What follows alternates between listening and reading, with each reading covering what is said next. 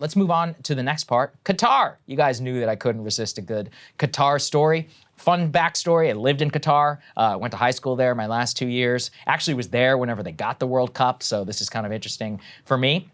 Well, a lot of people are finding out what I found out in Qatar. Turns out, Krystal, they don't have free speech over there. They don't have the First Amendment. They don't really like gay people in response to our previous segment. Turns out that the prince's brother decided just on a whim, I don't like these alcohol tents next to my World Cup facility, and moved them on a whim, forcing millions of dollars to be able to put them, quote, out of sight. People who are drinking at the World Cup are gonna have to drink, get on a bus for 45 minutes. Oh my God, really? And then come to the stadium. That's like, you know, when you pregame a wedding and then you get in one of those buses and you're like, oh shit, you're like, well, this better last all the way until I get to the venue. So good luck to all of the folks who are suffering Qatar as I did while I was over there. A perfect illustration of this was a Danish reporter was doing a live shot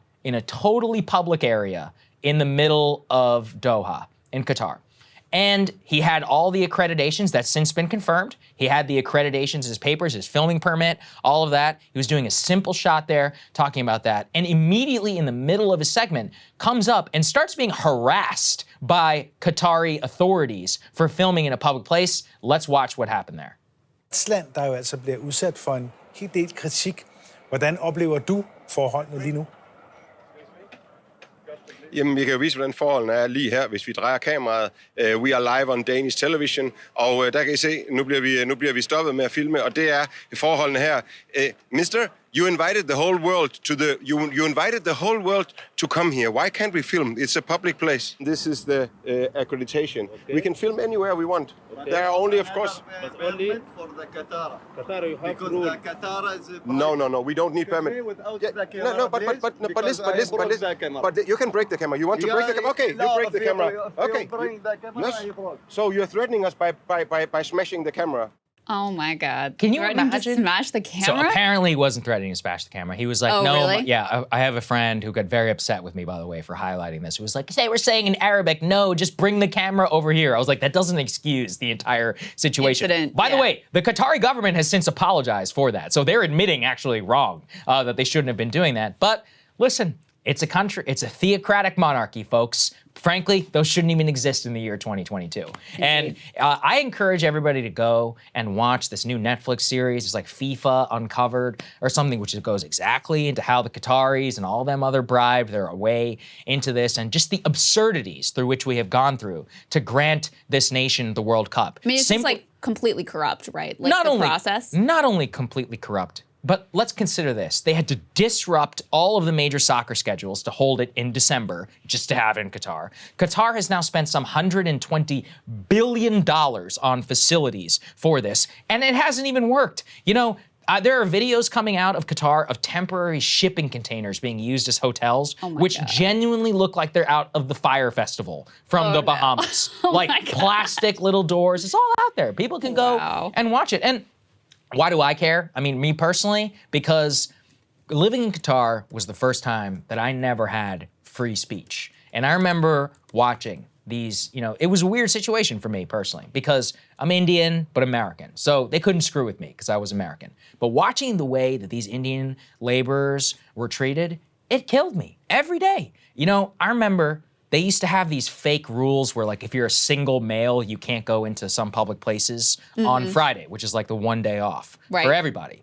And if you're a single male who is American, they're like, oh yeah, you're good. No problem. And they would keep these laborers just basically like sitting out in the middle on their one day off of working, not allowing them to do anything. They literally seize their passports. They're treated, not even second-class citizens. They're like third class, like straight up, like effectively modern day slaves. I mean, I've actually visited some of the camps. Like I walked into a place to buy cigarettes when I was 15, sorry mom, and saw like 15 different guys living in a single, in like a single room, literally with beds on the floor. It's basic squalor. Probably no air conditioning. Yeah, and they were telling me like, you know, oh, we don't have our passports, we can't even go home. Like if one of us gets hurt, it's a real problem.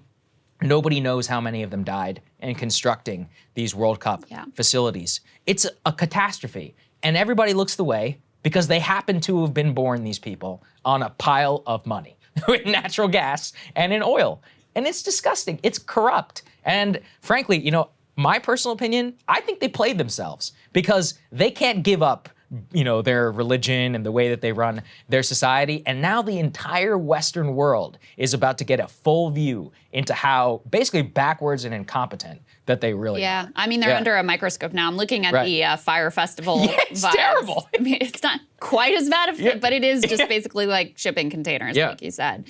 Now, I read a long piece about the migrant laborers that they depend on and that they especially depended on to construct this World Cup stadium and facility. And it really, it is just disturbing. It is absolutely heartbreaking. The estimate is that thousands of migrant workers have died building these facilities, many more of them, because you're talking, I mean, it's freaking hot there. I mean, 120 degrees in the summer, not uncommon.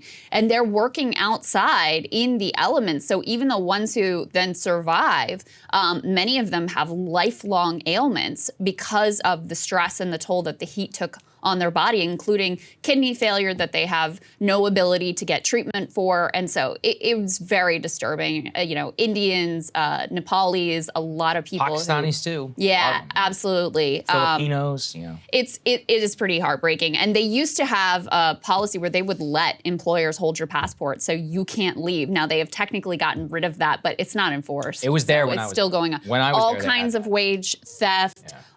Because, you know, you're talking about people who are desperate, who don't have work back in the villages that they come from. So, you know, they're willing to sort of like take on debt to get these jobs, to go to, you know, Qatar and other places in the region.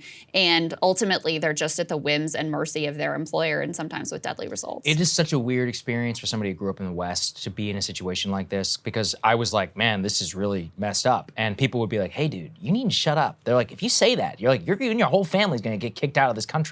And I was like, oh my God, I can't even believe they were living this way. I could tell stories about this all day long, but I think it's a very good illustration of like why caving to these people just because they have a ton of money is corrupt and is morally bankrupt. So that clip really put a lot, I think, for the world, and there's gonna be a lot more to come. Hey guys, ready or not, 2024 is fully upon us now, and Saagar and I have been brainstorming ways that we can really up our game for this critical election. Yeah, we rely on our premium subs to expand our coverage, to add staff, to upgrade the studio. We just wanna give you the best independent coverage of this election, which is possible. So if you can help us out, become a premium subscriber today, breakingpoints.com, or the link is down here in the description video. It really means the world to us, and if you like what we're all about, this is the best possible way to keep us 100% independent, working only for you.